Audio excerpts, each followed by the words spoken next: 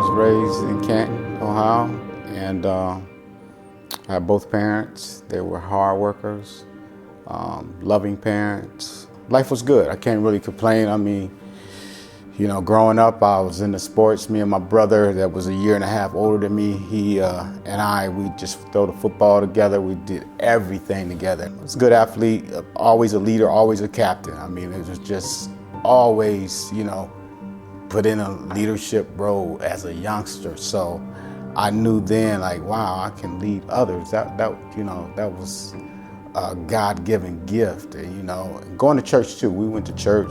But the turning point for me probably was about 13 is when I first tried drugs, you know. What was it first? Marijuana? Marijuana, Drinking, yeah, marijuana. A little alcohol. Got sick from drinking alcohol. Didn't like marijuana because when I smoked marijuana, I thought about death. 15 years old, first time having sex was the first time I had a son, you know. 15 turning 16, and here I am, a young father. And I had to step up, you know. When I laid my eyes on my son, I fell in love with him. You know, I wanted him to have everything I had. I mean, he was a joy. I was responsible. I worked and went to school, but I had my name in the paper. Good things happened for me. You know, I was blessed. I actually gave my life to Christ at 17 and got away from some of those guys that I was hanging with. You know, I had a choice to go to college or work, take care of my son. I decided to work and take care of my son. Responsible, yeah. I had to be. 22 years old, I tried cocaine, man. And that was it. It was, first time I snorted it, I was on cloud 9. And from that point on, I snorted it every day. But my brother he was dealing in drugs at the time and he hid it from me. And so I became his worst nightmare. His worst nightmare, man. I mean, I had to have it. He knew if he didn't give it to me, I was going somewhere else. I started having seizures.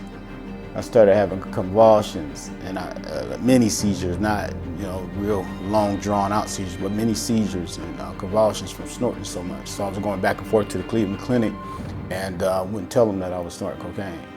But I had this one bad seizure, convulsion, that I thought that I was not gonna come out of it. I remember hearing my father, he was at home and he was calling my name. And it got to a point where it was faint, where it was like, God, if you get me out of this, I won't do it no more. And I remember opening my eyes and looking at my dad, and he was like, I could see he was frightened. Like, what the heck is you doing, man? And I didn't snort no more after that. At 24 years old now, I stopped snorting cocaine. Now I'm into dealing, trying to compensate for my brother because he had got busted and he didn't want to have anything to do with it. So I'm trying to help him, and I got into dealing. And I was making a lot of money. I mean, I was dealing with a lot of people. One thought that came to my mind in the midst of making a deal with a young lady, and she was like, I offered her food stamps, and I remember looking at the kids like, how can I be blessed if I'm selling this dope to this woman? You know what I mean? That's not who I am. One night, one of my close friends, I said, man, he would cash his check, give me the check, I would give him some dope. And I'm like, man, what do you get out of this? And he said, it'll get you like that too. I tried it. 25 years old, tried crack cocaine, it was over. I thought powder cocaine was it. Crack took me to another level. Gotcha. 25 to 30, in and out of treatment every year. Hallucinating, crazy up for days, looking out the window thinking somebody's after me. I mean, it was just a crazy scene one day after the other. I mean, it was like I had to have this dope. My brother was a big part of my life because he refused to allow me to get too far off track because he knew the life. But he didn't want to see his younger brother like that. My older brothers didn't want to see me like that. My sisters didn't want to see me like that. But all of us at one point were addicts. Towards the end of my using, it was just to a point where, like, you know, man, honestly, I was tired. I was wore out. I got fired from my job. And so now I'm like those people I used to talk about. I'm out there with the people now that, the hardcore addicts. Now I'm in the midst of it. Because I used to think I was a high class, addict, Functioning. and on the outer I looked good, but on the inside I was crushed and going in and out of treatment. So 5 episodes of treatment, failures after failures, relapses after relapses. It got to a point where one night I'm smoking with this guy and I said, man, we broke, we now still fiending. And I said, I can get some money. And I remember this is towards the end. I knocked on my mom's and dad's door. It was late at night. And I went in and I told my mom, I said, Mom, somebody gonna kill me. And my mom, I remember her grabbing her purse and start rocking, and she started crying. I started crying. My dad was sick and he started crying. He got up. He was saying, oh, just give it to him, please give it to him. And I'm crying because I know I'm lying, but I still want to get high, and I'm watching my mom and I'm watching her pain, and I'm like, who does this? You know what I mean? You give me the money, I go get high, and now after the high wears off, I got this all in my heart. So it got to a point where I'm like, I'd rather be dead than to continue to live like this. A few days later, I got through that. I remember falling to my hands and knees in the crack house, and I called on God. I said, now, rooms full of people that are high? It was rooms full of people. It was about 4 or 5 people in this crack house, and I said, God, if you spare me from this life, I will do your will for the rest of my life. Because if I'm doing your will, I know I'm gonna be safe. And I know that you're gonna bless me, and I'm gonna be able to bless others. I will be a soldier for you. And I'm tired of this. They looking at me, they like, here we go again. You're in the crack house. See, now I could sit in this spot and be like, oh man, God loved it. God was like, all right, let's do this. But the rest of them in the crack house, like, yes.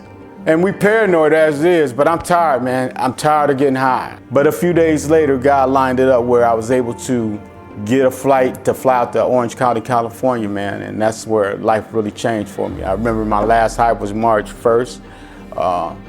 The guy gave me some crack. It was the same routine, but I paid him off. I said, I don't even want no dope. He gave me dope anyway. I gave it away. It's like that night I prayed. God took the taste out of my mouth, man. And I was like, I'm done. I knew then I was on a mission. It was like mission time. It was like, I'm flying out to California, and it's gonna be on. Out in California, I'm there 4 days, and they said, you gotta fly back because you can't get your insurance won't cover treatment. And I said, if I go back, I'm gonna die. So I went to a sober house. They said 5 meetings a day for 7, 8, 9 months of it. I think I was up there from March to October, maybe beginning of November. Came back. It was on. That was my foundation. But I came back to Grace Ave, where I lived at, into an environment where they were still doing it. I'll never forget, I used to run out of the house because my family still did what they did. I would run out the house, run 3 miles to a meeting, and run 3 miles back. But when I got to an area where I used to use that, I would cross the street and run. And that was my therapy. Even in the midst of the chaos, I relied on God, please help me. And he did.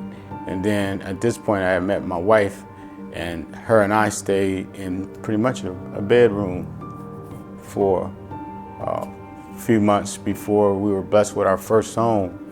And my dad was sick and dying, and he needed me to take care of his business, and he needed me to take him to the doctors and all these things.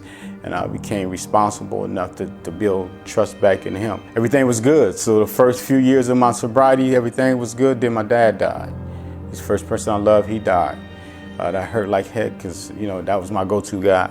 But the turning point in my recovery was on July 22nd, 2001. My brother, that was 1.5 years older than me, was murdered. That night that happened, that phone call from my sister was the worst night of my life. I remember driving as fast as I could to get to the scene. And when I got to the scene, it was blocked off like a murder scene. And when I got out, I remember running, and an officer that knew me hit me in my chest, and he could feel my heartbeat. He said, "Calm down." He said, "Calm down, man. They taking him out to Altman Hospital." I said, "Altman Hospital? Is he dead?" He said, "I don't know." Got back in the car, driving down 12th Street fast as I could. At this point, I got a relationship with God. And I knew then I'm praying to God, "God, please, whatever your will is, please don't let him die." But when I got to the hospital, I was running across the parking lot and ran into another guy that I know that we knew, me and my brother, and he came up to me, both hands. He said, "Hey, calm down, I'm gonna take you where he's at." The doctor was coming out, and she looked at me and she said, "Oh my God." She said, "That's your brother. You guys look just alike. He's pronounced dead." So it was just me and my brother at that time before anyone got there. I'm looking at him. He was just as warm as I am. I kissed him on his cheek. I looked at his head. He had a hole in his head the size of a dime, and his brains was blew out. And we had talked earlier that day. I was thinking bad. I was thinking about somebody's gonna pay for this. But to fast forward, the only thing that stopped me from doing something crazy was the cry of his daughter. Her daddy, my daddy. And it was like my brother was talking to me like, "I need you to be there for her." And that's what kind of brought me back down to reality. Being a man of God and understanding what a resentment will do to you, and understand what rage will do to you and anger, I had to pray for that person who shot and killed my brother. I had to ask God to give him what I would want for myself so that I can be free. Just bring back some memories. Yeah, I could imagine. Flood of memories, probably. Yeah, flood. Yeah, man. Yes. Some good? Some good. Some bad? A lot bad. Yeah. Yeah. This is where I grew up at, man. Born, raised? Born and raised in Kent. I think I moved here when I was 7, and you know, from that point on, I was here off and on till I was like 30, till I got clean and sober. My mom and dad had at least 14 people in this house at one time. They were giving, man. They loved family, they loved friends. They took care of a lot of people, man. This was the stomping grounds. This was the stomping grounds, man. Where the chaos began. Where the chaos began. Yep.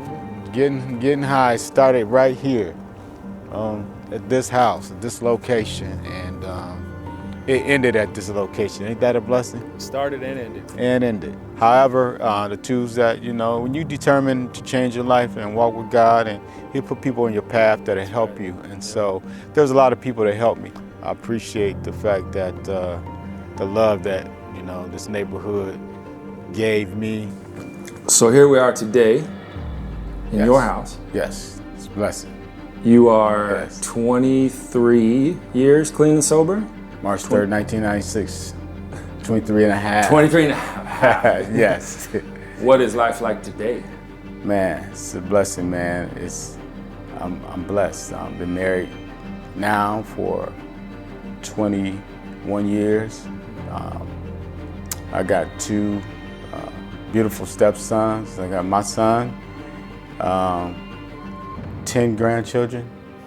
As you can see, a lot of love. Working now as a health educator down in Tuscarawas County. I'm giving back to the community. I was a counselor for 21 years. And I believe I'm a servant of God. It's a prayer that I love, that, in the midst of when I was in the crack house and I gave my life to God in that crack house, it's a prayer that says, Jeremiah 29:11 says, "For I have plans for you, says the Lord. Plans for you to prosper, not to bring you harm, but plans for your future." The path ahead of us is never greater as the power within us. I'm blessed. I'm blessed beyond blessed. Yes, you are.